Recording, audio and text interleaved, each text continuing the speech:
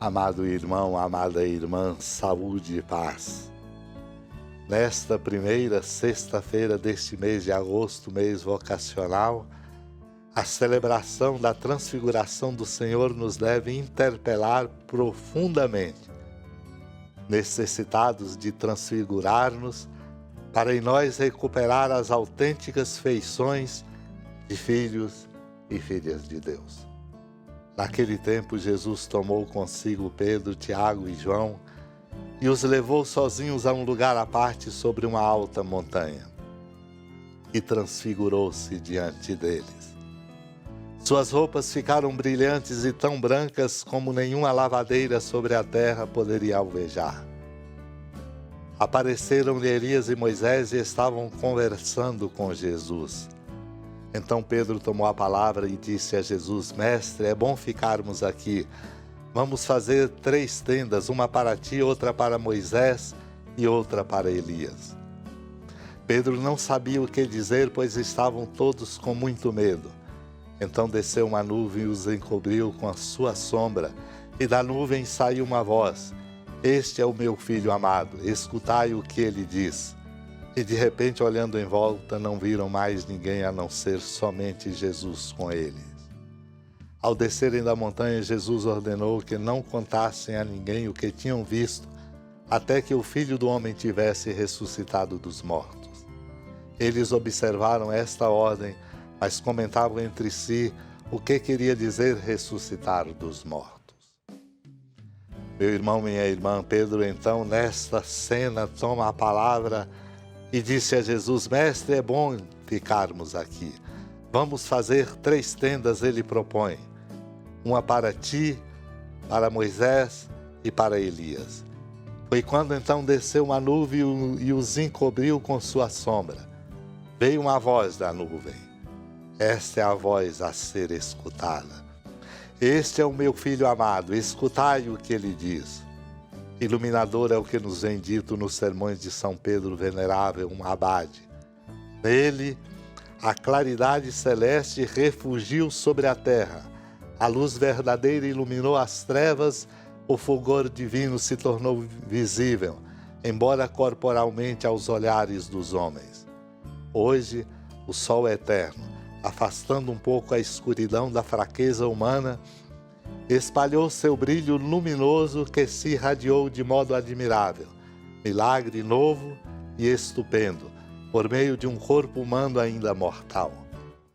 Hoje o Verbo feito carne mostrou pelo esplendor de sua face e de suas vestes a deificação dessa mesma carne a ele unida.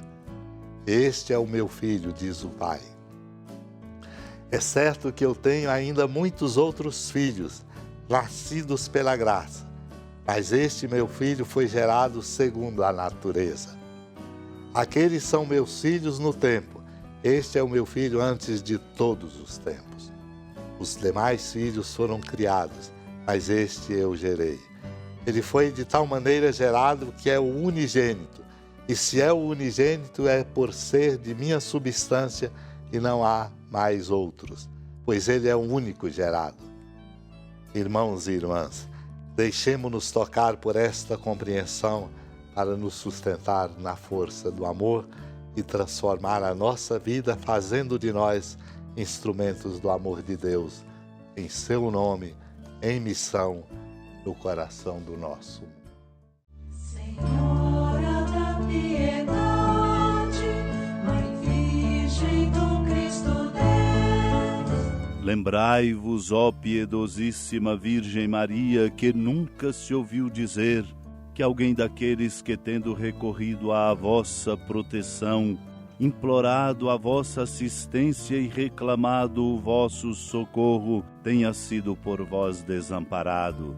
Animado com igual confiança, a vós recorro, ó Virgem das Virgens, e gemendo sob o peso dos meus pecados, me prostro a vossos pés. Não desprezeis as minhas súplicas, ó Mãe do Verbo encarnado, mas dignai-vos de as ouvir propícia e de me alcançar o que vos peço. Amém. Feliz padroeira de um povo a lutar,